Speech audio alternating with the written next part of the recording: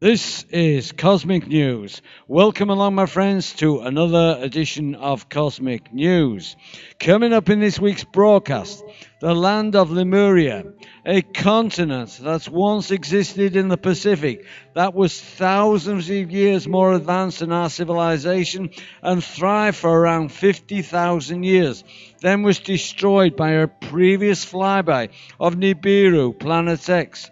Plus, Gateway of the Gods claims that our forefathers received visits from the cosmos in the remote past, and the hybrid creation program that's going on at Dulce, the secret underground base in New Mexico, where humans are caged and used in an alien human hybrid program. Okay, into this week's news. This first report gives details of what the shadow government is up to at their secret underground base at Dulce, New Mexico. The terror being inflicted on humans at level 6 is unimaginable. Humans are being held in cages. The evil elites and their great alien allies are carrying out horrific experiments in their human-alien hybrid program as part of their plan to take over Earth by replacing world leaders with hybrid clones. This has been going on for a number of years. The shadow government is controlled by the great aliens and their reptilian masters, who are the main driving force of creating instability on our planet by causing global conflicts and wars. They aim to make Earth their planet. Okay, into this first report, which originates from Examiner.com, titled Human-Animal Hybrids Created in Secret US Government Alien Underground Base, and this was posted on January the 28th, 2013. After only one season, the highly rated UFO hunters was yanked off the air for exposing government's human-animal genetic experiments when they showed photos of a cow-human fetus on their Dulce alien base episode. Dulce military base in New Mexico is a Black Ops government lab which is 7 stories deep under the Achaleta Mesa. Admittance to this secret military facility is via a tunnel system, which was dug with nuclear technology, which melts rock and creates a glass finish 360 degrees within the tunnel, and has a tram that travels 12 to 14,000 miles per hour. The ultra-high security is to ensure that the public doesn't know the following. 1. Aliens or so-called aliens are real, and the reptilian and grey aliens are working side by side with US government employees. 2. USA has technology for such fast travel and nuclear underground tunneling. 3. US is aware that men, women and children are being abducted for experimentation against their will. 4. Human beings are being held. Men, women and children are being held in cages underground. 5. The government has created animal-human hybrids and alien-human hybrids. 6. The government made an agreement with aliens, President Eisenhower, 1950s, stating that they could have humans for food and for cruel genetic experimentation and impregnation in exchange for technology for our defense and control of the population. 7. USA has lied about an alien presence on Earth for many years. 8. An alien presence and advanced technology has been here since the dawn of time, as ancient artifacts confirm.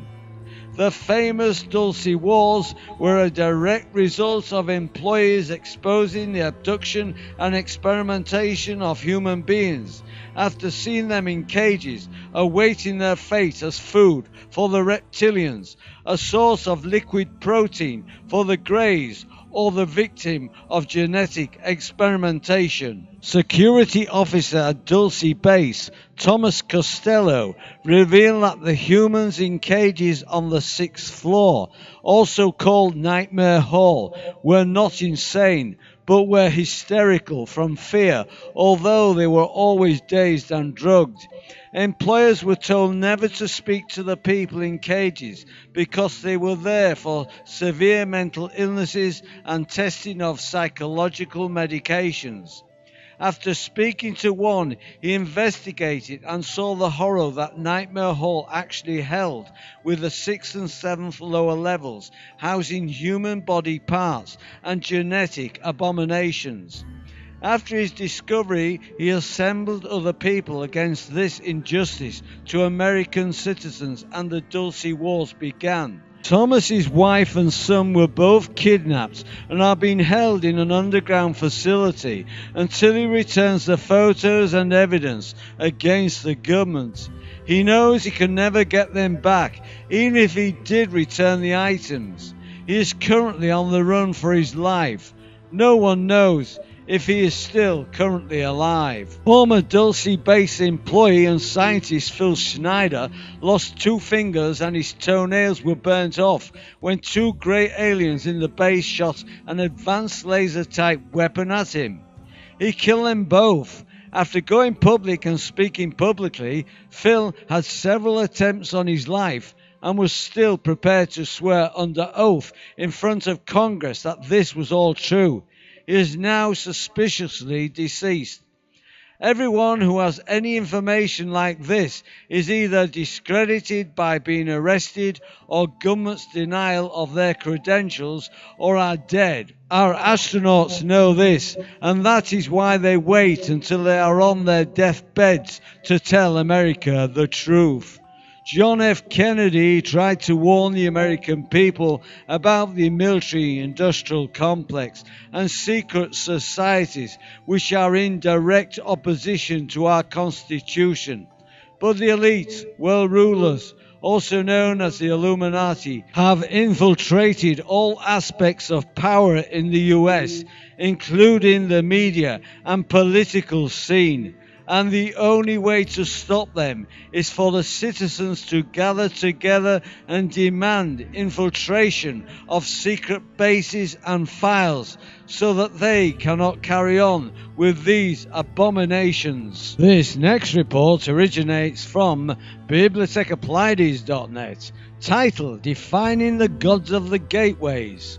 A popular hypothesis, sometimes called the ancient astronaut theory, claims that superintelligent beings have been visiting the Earth through dimensional gates for eons. According to the theory, these are the gods of mythology and are responsible for creating the human species.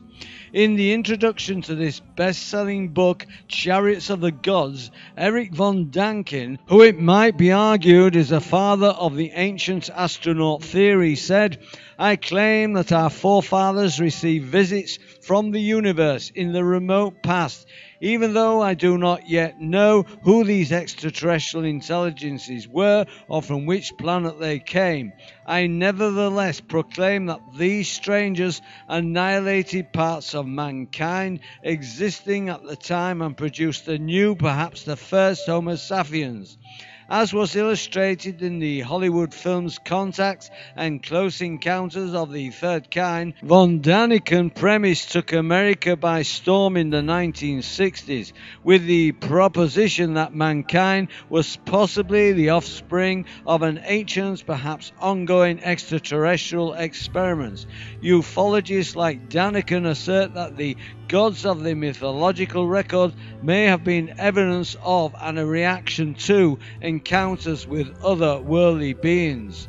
According to such theorists, ancient man would have considered space travelers as gods and would have recorded via hieroglyphics, megalithics and stone tablets these space travelers' arrival, experiments and departure as a supernatural encounter between gods and men.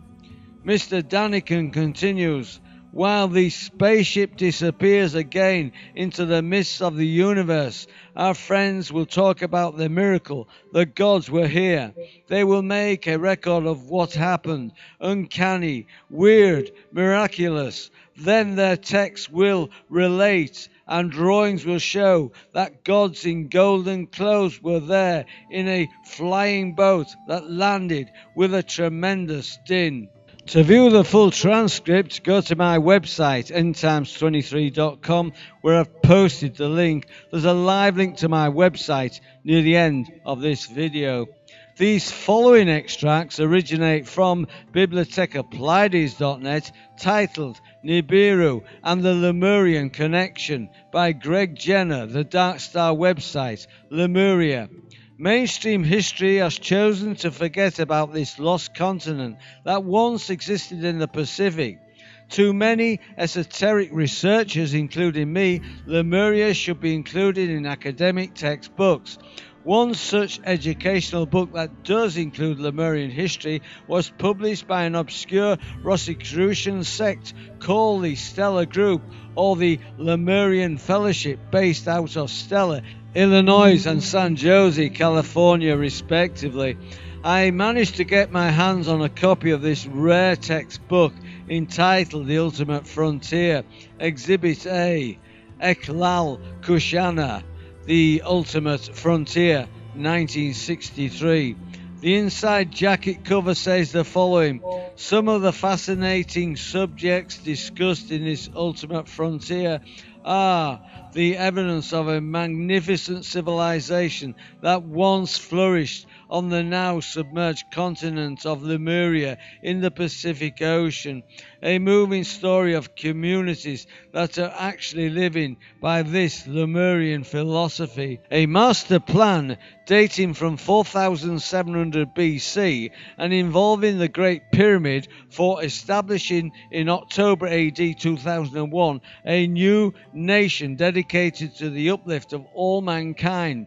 The Ultimate Frontier describes the mysteries of human existence and may well mark the beginning of a much greater phase of Western civilization. I must admit the intro of this book does seem a little cultish, but I believe the Rosicrucians are onto something here to suggest the Lemurian continent was very physical and very real. Why did Lemuria submerge into the Pacific Ocean? According to North American Rosicrucian adepts, this occurred because of a pole shift. More importantly though, what was the reason or trigger for a pole shift? I've always argued that a pole shift can only occur from the magnetic field interaction of a planetary body passing near by, such as Nibiru. Have the Rosicrucians and Freemasons acquired ancient knowledge of this celestial intruder? I say yes, and each brotherhood gives tantalizing clues of this through symbolic pictures. They also speak of a dark satellite and a blazing star. Before getting into that, however, let's first look at this mysterious continent known as Mu. The Lost Continent of Mu, Exhibit B, David Hatcher, Childress, Lost Cities of Ancient Lemuria and the Pacific, 1988. One of the great proponents of Lemuria or Mu was James Churchward, an Anglo-American who spent a great deal of his life in India. Here he is initiated into certain Eastern esoteric truths, being shown supposedly some ancient tablets in an Indian Tibetan monastery. There have been many Tibetan monasteries in India for hundreds, if not thousands of years. He was taught how to read the tablets and was told many fascinating things about ancient history. Then, after travelling all over the world, he wrote a series of very popular books, the first one entitled The Lost Continent of Mu. Churchward's books added a great deal to the story of information available on Lemuria. While Churchwood had his inaccuracies, he nevertheless had many interesting things to say. Furthermore, one can find substantiation for much of his information. In the year 1900, at Dunang, a small desert town on the border of northern Tibet, a Taoist monk found a hidden library inside a cliff honeycombed with caves. The room had been walled up with bricks in the 11th century to keep it from falling into the hands of invading barbarians. For 800 years the book had lain there, preserved by the dry desert air and maintained in excellent condition. Then the famous explorer and archaeologist Sir R.L. Stein passed through Dunang in 1907 and persuaded the monk to allow him to view the treasure, which was at the time still kept in the secret subterranean cave. He found Buddhist texts in many languages: Chinese, Tibetan, Sanskrit, and some in languages that were completely unknown. Just how old some of the texts were impossible to tell, but they had probably already been copied over several times from earlier texts. The originals could have been written hundreds and perhaps thousands of years ago. Amazingly, one of these manuscripts had fragments of an ancient map which showed parts of a continent in the Pacific Ocean. The ultimate frontier states that Lemuria had been a large continent in the Pacific, which had encompassed all the present-day Australia, New Zealand, the Philippines, Oceania, Western North America, and everything in between.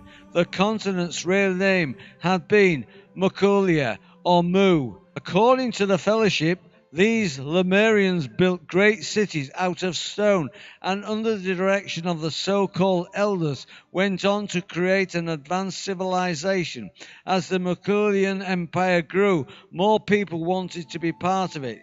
Persons from all the valleys of Mukulia eventually joined the Empire of the Sun. The ultimate frontier says the Lemurian or Mukulian civilization lasted in the form of an empire for 52,000 years and reached heights so great that our present civilization can barely be considered a civilization when compared to it. Government, religion, and science achieved such perfection as to be far beyond our present comprehension. Western civilization is only about 2,500 years old and has narrowly survived its power-seeking rulers and priests. Our science and technology are but in their infancy and as yet consist of relatively few rediscoveries. Mankind's first civilization rose 78,000 years ago on this giant continent, and it lasted an astonishing 52,000 years. It was destroyed in an earthquake which had been generated by a pole shift occurring some 26,000 years ago, or at approximately 24,000 BC. The continent was so large that when it sank, the oceans of the world became drastically lowered as water rushed into the newly formed Pacific Basin. The relatively small islands which had existed in the Atlantic during the time of the Lemurian civilization were left high and dry by the receding ocean. The newly emerged land joined the opposite archipelago of the Atlantic Ocean to form a small continent. This continent is called Atlantis by historians today. Its real name was Possid. The Mukulian civilization had survived many pole shifts previously, building its structures out of gigantic blocks of stone, fitted together in structures designed to last tens of thousands of years. Because the area of the Hawaiian Islands were one of the pivot points in the pole shifts that took place every 10,000 years or so, the citizenry of the Mukulian Empire were generally spared the massive destruction that typically takes place in such an event. Nibiru, the mountain maker. Mountains, why are we so fascinated with them? Since the beginning of human history, people have felt compelled to explore their lofty summits and deep caverns within their broad extremities. This ageless attraction seems to be inherently ingrained in our human psyche. But why? One reason is that mountains are associated with the spiritual realm and are deeply rooted in religious traditions. The Hindu Vedas speak of the Himalayas, where Rama flew north to Mount Meru. The Bible speaks of Mount Ararat, where Noah's Ark landed, and Mount Sinai, where Moses talked to God. American native Indians speak of Mount Shasta and Teta Mountain Range, where they say it was once home to an invisible ancient white race. I must admit, when I first viewed these majestic mountains, such as the Teton and Mount Shasta in person, I too sensed there was something mystical about them. There was another esoteric truth to these mountains that mainstream history wasn't telling me. But what? I just couldn't put a finger on it. Many years went by grappling with this notion, and one day, finally, the answer hit me like a ton of bricks. The revelation of rapid mountain building, a direct result from crustal slippage caused by a pole shift. Yes, I realize geologists will tell you the modus operandi theory today is plate tectonics, a very long and dull process where mountain summits increase or decrease only by 1 centimeter, give or take, every year. But geologists do not realize there is another variable at play here in nature's equation, Nibiru and the dark star. It's clear to me now, geologically speaking, the Earth goes through long periods of boredom only to have short periods of terror occur when Nibiru rolls on by. If Nibiru's path becomes close enough, tremendous gravitational pressure would build up between the two magnetic fields, resulting in a pole shift, much like how two positive magnets would repel one another when held too close together. You can actually feel a physical reaction of the two magnets slipping away from one another. Try it yourself. So if one pictures this same scenario, but more on a gargantuan scale, you can see how crustal slippage on the Earth would indeed occur. In other words, rapid mountains upthrust or downthrust designed by the grand architect of the universe, God. A fire goes before him and burns up his enemies all around. His cosmic lightning flashes in the sky within the upper atmosphere. When the people see it, they tremble. The mountains melt like wax before the Lord. To view the full transcript, go to my website, endtimes23.com, where I've posted the link. There's a live link to my website near the end of this video. Okay, my friends, you're all invited to join this channel by subscribing to endtimes23, which is a totally free subscription service. You're also invited to add me as a friend on Facebook and follow me on Twitter. If you'd like to drop me a line on my blog, by all means do so. If you'd like to join one of my circles on Google+, all the links are under this video. All this week's news links can be found on my website, endtimes23.com. There's a live link near the end of this video. Well, that's your lot for this week, my friends. I do hope you've enjoyed the show. I'll be back with you in a week's time with another edition of Informer News. So until then, this is your Informer signing off, friends. I'll see you on the flip side.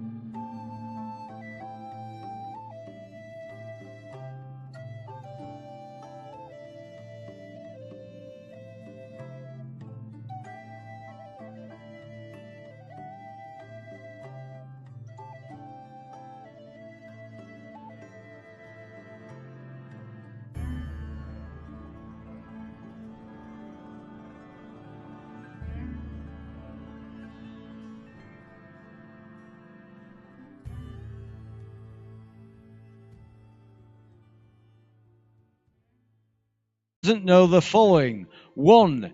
Aliens or so-called aliens are real, and the reptilian and grey aliens are working side by side with US government employees. 2. USA has technology for such fast travel and nuclear underground tunneling. 3.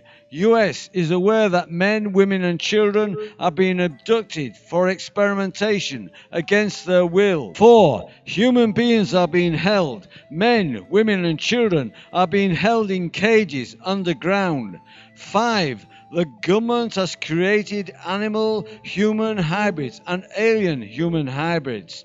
6.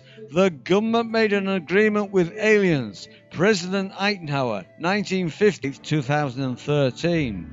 After only one season, the highly rated UFO Hunters was yanked off the air for exposing government's human-animal genetic experiments when they showed photos of a cow-human fetus on their Dulce alien base episode.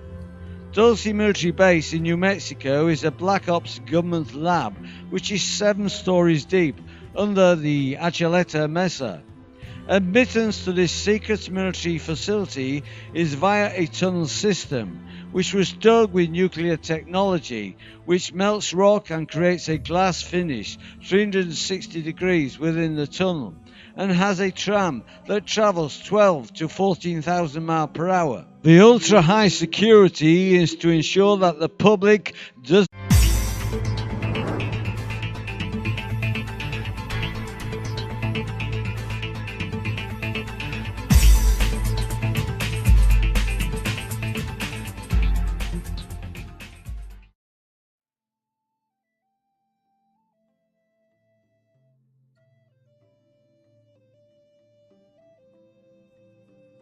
This is Cosmic News. Welcome along, my friends, to another edition of Cosmic News.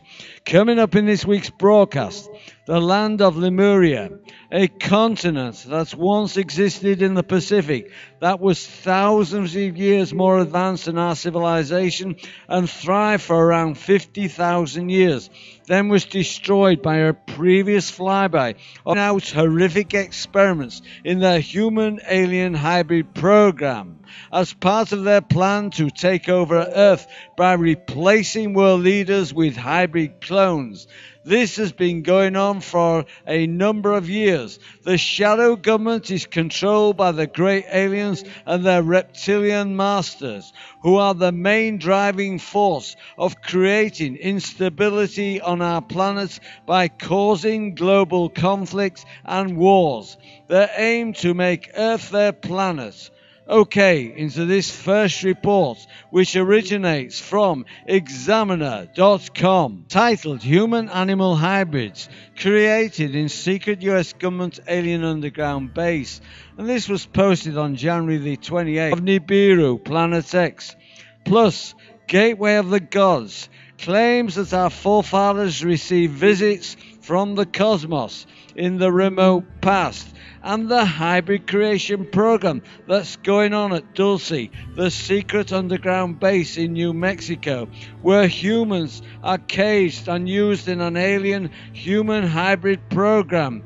Okay, into this week's news. This first report gives details of what the shadow government is up to at their secret underground base at Dulce, New Mexico. The terror being inflicted on humans at level 6 is unimaginable. Humans are being held in cages. The evil elites and their great alien allies are carrying